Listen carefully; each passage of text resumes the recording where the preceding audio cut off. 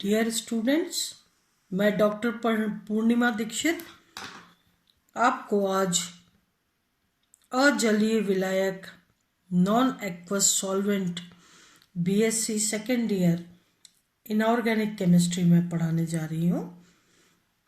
अजलीय विलायक शब्द से ही लगता है, समझ में आता है कि ऐसे विलायक जो जल विहीन हो, जिनमें जल नहीं हो या जल की भांति अन्य पदार्थों को अपने में घोलने की क्षमता रखते हो। अजलीय यानी जल विहीन और विलायक यानी जो अन्य पदार्थों को अपने में घोलने की क्षमता रखते हो, ये अजलीय विलायक कहलाते हैं। जैसे उदाहरण के तौर पर देखा जाए तो द्रव ammonia, SO2 sulphur dioxide, HF और भी कई सॉल्वेंट्स हैं। तो रासायनिक अभिक्रियाओं में विलायक की उपस्थिति महत्वपूर्ण होती है, क्योंकि यह अभिकर्मकों को अति सूक्ष्म विभाजित अवस्था में परस्पर निकट लाकर अभिक्रिया की गति को बढ़ा देता है। जब अति सूक्ष्म विभाजित किया जाता है तो उनका सरफेस एरिया बढ़ जाता है और क्रिया की गति बढ़ जाती है। तो अभिकर्मक जो होते हैं, अभिकर्मकों को यानी जो आपस में क्रिया कर रहे हैं, अति सूक्ष्म विभाजित अवस्था में परस्पर निकट लाकर अभिक्रिया की गति को बढ़ा देते हैं। एग्जाम्पल के तौर पर ठोस अवस्था में बेरियम क्लोराइड एवं सिल्वर नाइट्रेट बहुत धीमे अभिक्रिया करते हैं। आपने ये एक्सपेरिमेंट किया होगा फर्स्ट ईयर में, बेरियम क्लोराइड और सिल्वर नाइट्रेट का, जहाँ पर कि आपने रेडिकल्स निकाले। जब सिल्वर नाइट्रेट में आप बेरियम क्लोराइड विलयन डालते हैं तो सिल्वर क्लोराइड का सफ़ेद अवक्षेप तुरंत प्रभाव से आ जाता है। तो ठोस अवस्था में देखा जाए तो बेरियम क्लोराइड और सिल्वर नाइट्रेट धीमी गति से अभिक्रिया करते हैं, जबकि अगर दोनों के विलयन बना लिए जाए, जलीय विलयन, तो उसमें ये आयनिक अवस्था में होते हैं और इसीलिए यह अभिक्रिया तुरंत सिल्वर क्लोराइड का अवक्षेप दे देती है। Barium chloride plus silver nitrate अगर जलीय माध्यम हो, सिल्वर क्लोराइड बनता है और बेरियम नाइट्रेट बनता है, सिल्वर क्लोराइड का सफेद अवक्षेप आ जाता है। दूसरा, विलायक की सहायता से उत्पादों का पृथक्करण व शुद्धिकरण सुगमता से किया जा सकता है। अलग अलग विलायक अलग अलग उत्पादों को घोलने की क्षमता या अपने आप में विलय करने की क्षमता रखते हैं और इसीलिए इनकी सहायता से, अलग अलग विलायकों की सहायता से उत्पादों का पृथक्करण व शुद्धिकरण सुगमता से किया जा सकता है। तीसरे गुण, विलायक के बदलने से अभिकर्मक एकदम भिन्न उत्पाद बना सकते हैं। अगर अपन एग्जाम्पल देखें तो देखिए, ऊपर आपने पढ़ा कि जलीय विलयन बेरियम क्लोराइड और सिल्वर नाइट्रेट का आपस में मिलकर के सिल्वर क्लोराइड और बेरियम नाइट्रेट बनाता है। लेकिन अगर द्रव अमोनिया हो तो क्या होता है? सिल्वर क्लोराइड और बेरियम नाइट्रेट आपस में मिलकर के द्रव अमोनिया की उपस्थिति में बेरियम क्लोराइड का अवक्षेप और सिल्वर नाइट्रेट विलयन में उपस्थित रह जाता है। आप देखिए, यहाँ से सिर्फ अमोनिया चेंज करने से जलीय विलयन, जल और अमोनिया, यहाँ पर हम अमोनिया यूज कर रहे हैं, यही अभिक्रिया विपरीत दिशा में हो रही है और सिल्वर क्लोराइड और बेरियम नाइट्रेट बेरियम क्लोराइड और सिल्वर नाइट्रेट बना रहे हैं। इस प्रकार से अमोनियम क्लोराइड लिथियम नाइट्रेट जो है, ये आपस में मिलके लिक्विड अमोनिया की उपस्थिति में लिथियम क्लोराइड और अमोनियम नाइट्रेट बनाते हैं, जबकि अमोनियम क्लोराइड और लिथियम नाइट्रेट अगर जलीय विलयन में, एक्वस विलयन में हो तो इनकी कोई अभिक्रिया नहीं होती। तो इस तरीके से ये जो विलायक होते हैं ये क्रिया की गति को भी नियंत्रित करते हैं, साथ ही विलायक के बदलने से अभिकर्मक एकदम भिन्न भिन्न उत्पाद बना सकते हैं। अब अगर देखा जाए विलायकों का वर्गीकरण, तो विलायकों को भौतिक एवं रासायनिक गुणों के आधार पर निम्न प्रकार से वर्गीकृत किया जा सकता है। अलग अलग उनके वर्गीकरण की प्रोसेसेस हैं, हम अलग अलग तरीके से वर्गीकृत कर सकते हैं। विलायकों का वर्गीकरण, एक तो सबसे पहला इनका वर्गीकरण जो है वो प्रोटॉन दाता ग्राही, यानी प्रोटॉन देने वाले और ग्रहण करने वाले, इन गुणों के आधार पर विलायकों का वर्गीकरण करते हैं। दूसरे नंबर पर सेम लाइक डिजॉल्व लाइक या सेम डिजॉल्व सेम, समान समान को विलय करता है इस धारणा के आधार पर। और तीसरा जलीय एवं अजलीय गुण के आधार पर इनका वर्गीकरण 3 बेसिक नियम या गुण के आधार पर किया गया है। सबसे पहले गुण की प्रोटॉन देते हैं और प्रोटॉन ग्रहण करते हैं, है ना। ये नंबर 2, अगर समान समान मतलब अगर विलायक ध्रुवीय है तो ध्रुवीय पदार्थों को घोलेगा, अध्रुवीय है तो अध्रुवीय पदार्थों को अपने आप में विलय करेगा। जलीय एवं अजलीय गुण के आधार पर जलीय, जल खुद ही अपने आयनों में विभक्त होता है।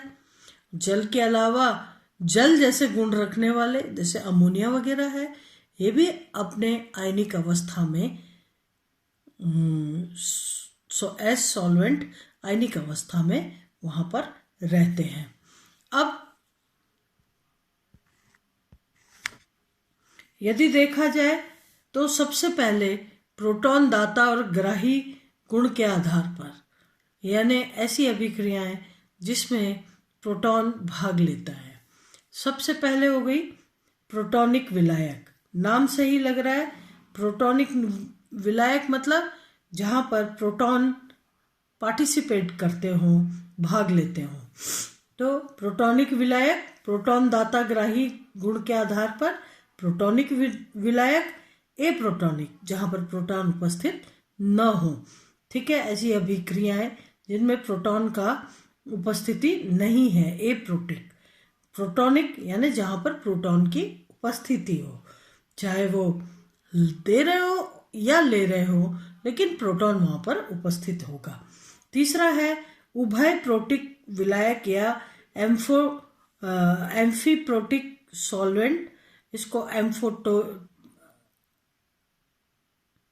एम्फोटेरिक सॉल्वेंट भी कहते हैं। आपने एम्फोटेरिक नेचर यानी दोनों ही प्रकृति को शो करना, दोनों ही प्रकृति में कार्य करना, ठीक है। आपने एम्फोटेरिक पढ़ा हुआ है, बायोलॉजी में भी ये टर्मिनोलॉजी आपकी पढ़ी हुई है।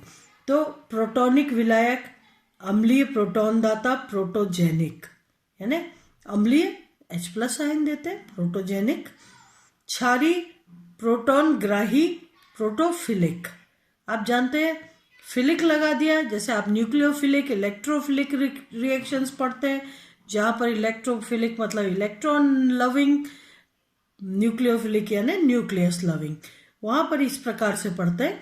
इसी प्रकार से यहाँ पर प्रोटॉन दाता और प्रोटॉन ग्राही जो प्रोटॉन को लेते हैं, प्रोटीफिलिक, ये हो गया। तो अम्लीय प्रोटॉन दाता प्रोटोजेनिक और प्रोटोफिलिक, जो क्षारीय प्रोटॉन ग्राही होते हैं, ये हो गए प्रोटॉनिक विलायक। दूसरा एप्रोटिक विलायक जहाँ पर प्रोटॉन की बात नहीं आती, उदाहरण के तौर पे अध्रुवीय विलायक C6H6 बेंजीन, कार्बन टेट्राक्लोराइड, ये सारे ही अध्रुवीय विलायक हैं। नंबर 2, उच्च ध्रुवीय विलायक हाई पोलर सॉल्वेंट्स, ठीक है, लेकिन यहाँ पर प्रोटॉन उपस्थित नहीं है, CH3Cl है ना, ये हो गए। नंबर 3 पर उच्च ध्रुवीय तथा स्वतः आयनिक विलायक, यानी ध्रुवीय तो है ही, हाईली ध्रुवीय है, और ये जो है स्वतः आयनिक, खुद ही अपने आप में आयनीकरण इनमें होता रहता है, जैसे जल में होता रहता है, ठीक है। तो उच्च ध्रुवीय तथा स्वतः आयनिक विलायक, highly polar and auto ionising solvent, BrF3 का आयनाइजेशन होता है, 2 BrF3 मिलकर के BrF4 माइनस और BrF2 प्लस बना लेते हैं। तो इस तरीके से ऑटो आयनाइजिंग सॉल्वेंट जो अपने आप में ही आयनाइजेशन जिनमें होता रहता है, ये कहलाते हैं ऑटो आयनिक सॉल्वेंट्स। अब अगर हम पॉइंट वाइज इनको पढ़ें तो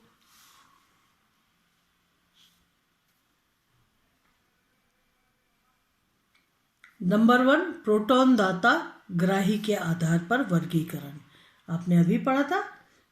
प्रोटॉन दाता ग्राही के आधार पर जो वर्गीकरण किया गया है, उसमें प्रोटॉनिक विलायक, दूसरा एप्रोटिक विलायक और अभय प्रोटिक विलायक, 3 पढ़े थे आपने।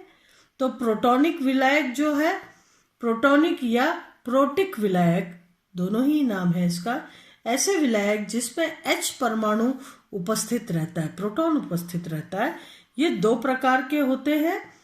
पहला अम्लीय या प्रोटोजेनिक विलायक, आप जानते हैं H+ आयन देने वाले। तो अम्लीय या प्रोटोजेनिक विलायक ऐसा विलायक जिसमें प्रोटॉन दान करने की प्रवृत्ति होती है। Example H2SO4, HF, HCl, HCl, आप इनसे बहुत अच्छी तरह परिचित हैं, H+ आयन विलयन में देते हैं और इसीलिए ये अम्लीय या प्रोटोजेनिक विलायक कहला रहे हैं। ये प्रबल अम्लीय व्यवहार दर्शाते हैं।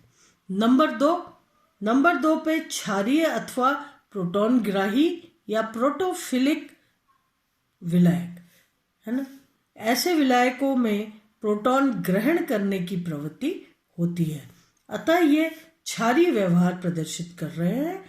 प्रोटॉन ग्रहण करना यानी क्षारीय व्यवहार। उदाहरण के तौर पर NH3 अमोनिया, एमीन यौगिक, N2H4 यौगिक, पिरिडीन एथिलीन डायमीन, ये सभी जो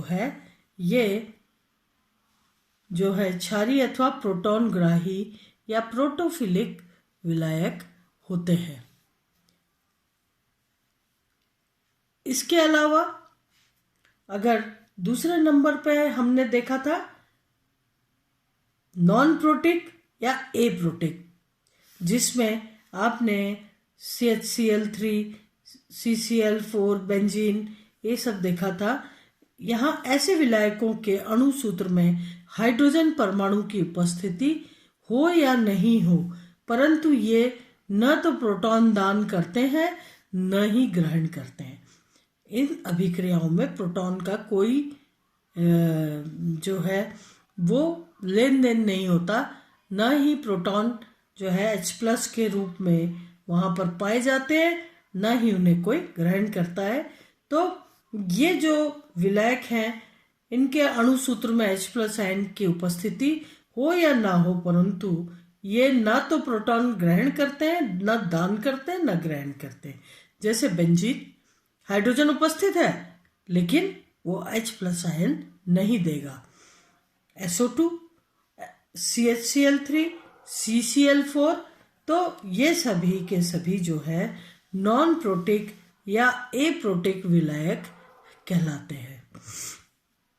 उभय प्रोटिक यानी ये देते भी है और लेते भी है, नाम से ही समझ में आ रहा है। उभय प्रोटिक या उभयधर्मी विलायक एम्फीप्रोटिक और एम्फोटेरिक सॉल्वेंट्स।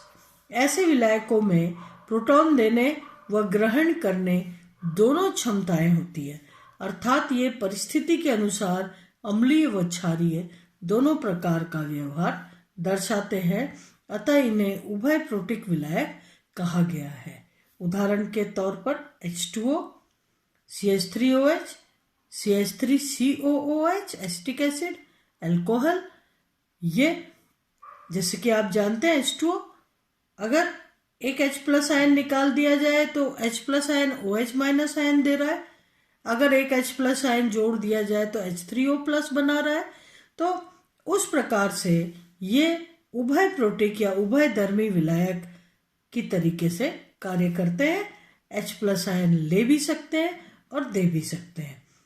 नंबर 2, जो आप गुणों के आधार पर वर्गीकरण कर रहे हैं अजलीय विलायकों का या विलायकों का जो वर्गीकरण कर रहे हैं, वो उसमें सेकंड है समान समान को विलय करता है। पहले नंबर पे आपने पढ़ा प्रोटॉन दाताग्राही और दूसरा समान समान को विलय करता है।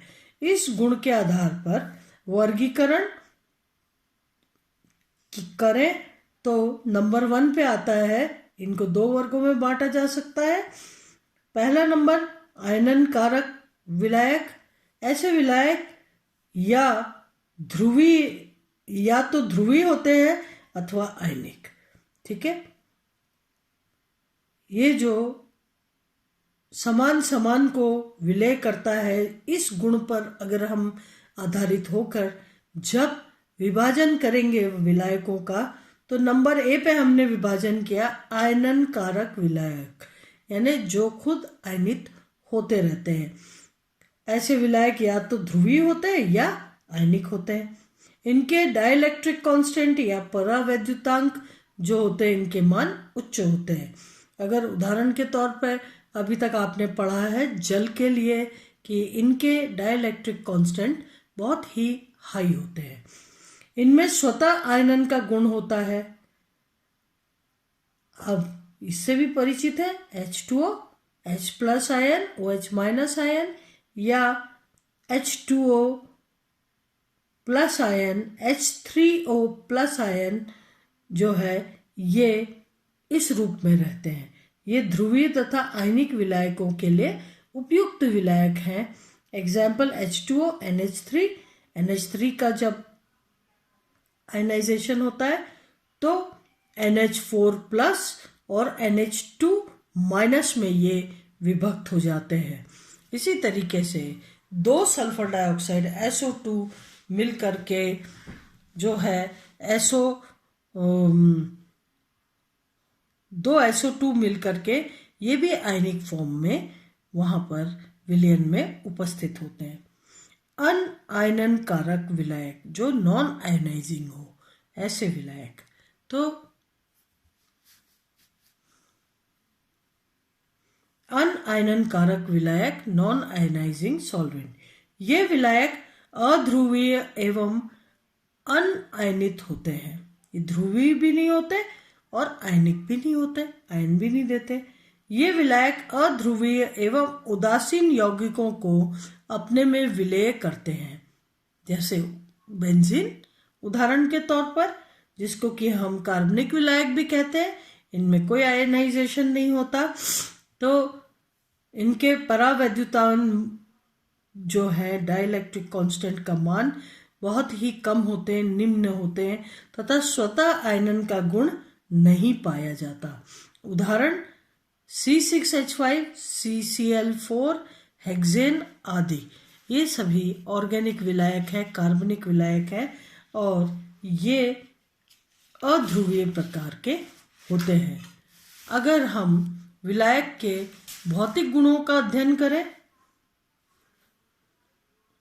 तो प्रत्येक द्रव का विलायक के रूप में उपयोग नहीं किया जा सकता। सभी को द्रव को विलायक के रूप में नहीं किया जा सकता है उपयोग। एक अच्छे विलायक के लिए द्रवों में कुछ गुण आवश्यक है। खास बात है कि उन्हीं को विलायक के रूप में, उन्हीं द्रवों को इस्तेमाल किया जा सकता है जिनमें ये जो कुछ खास गुण हैं ये होना आवश्यक है। द्रवों में निम्न गुण आवश्यक हैं। जल एक सार्वभौमिक विलायक है, यूनिवर्सल सॉल्वेंट है। अतः जल के गुणों को मॉडल, प्रतिरूप या रेफरेंस मानकर इनकी तुलना अन्य विलायकों से करते हैं। जल एक बहुत अच्छा विलायक है, इसलिए उसको मानक मान लिया, स्टैंडर्ड मान लिया, या हमने कहा ये यूनिवर्सल सॉल्वेंट है। इसको मॉडल मान के बाकी सभी की का तुलनात्मक अध्ययन जल के आधार पर किया जाता है। भौतिक गुण, उसमें जो द्विध्रुव आघूर्ण या डायपोल मूवमेंट की बात है। आयनकारी विलायक प्रायः ध्रुवीय होते हैं।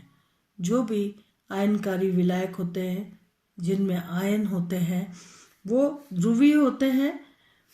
अतः इनके द्विध्रुव आघूर्ण म्यू की गणना mu is equal to Q into R द्वारा की जाती है। यहाँ पर क्यू क्या है? द्विध्रुव आघूर्ण का मान अधिक होने से विलेय पदार्थ के घुलने से उत्पन्न विलायकन ऊर्जा अधिक होती है। अगर आसानी से घुल जाते हैं तो विलायकन ऊर्जा भी अधिक होती है। अतः उच्च द्विध्रुव आघूर्ण वाले विलायक ध्रुवीय पदार्थों के लिए सर्वोत्तम विलायक होते हैं। दूसरा नंबर, डाइलेक्ट्रिक कांस्टेंट। आप जानते हैं जल का डाइलेक्ट्रिक कांस्टेंट अधिक होता है।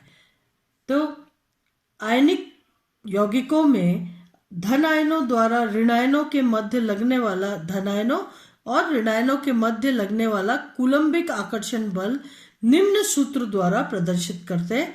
F is equal to Q plus into Q minus upon D R square. Q plus क्या है? धनायन पर आवेश की मात्रा। क्यू माइनस क्या है? ऋणायन पर आवेश की मात्रा। आर क्या है? आयनों के मध्य दूरी। और डी एक स्थिरांक, परावैद्युतांक या डाइलेक्ट्रिक कांस्टेंट कहलाता है। अगर डाइलेक्ट्रिक कांस्टेंट या परावैद्युतांक का मान विलायक की प्रकृति पर निर्भर करता है। निर्वात में डी का मान 1 होता है, यानी वैक्यूम में डी का मान, डाइलेक्ट्रिक कांस्टेंट का मान 1 होता है। यदि डी का मान अधिक होगा तो एफ का मान कम होगा। यहाँ F is inversely proportional to D, इसलिए डी का मान अधिक होगा तो एफ का मान कम होगा। अर्थात आयनों के मध्य आकर्षण बल कम होगा। ठीक है, डी अधिक होगा, एफ कम होगा, आयनों के मध्य आकर्षण बल कम होगा। ठीक है, तो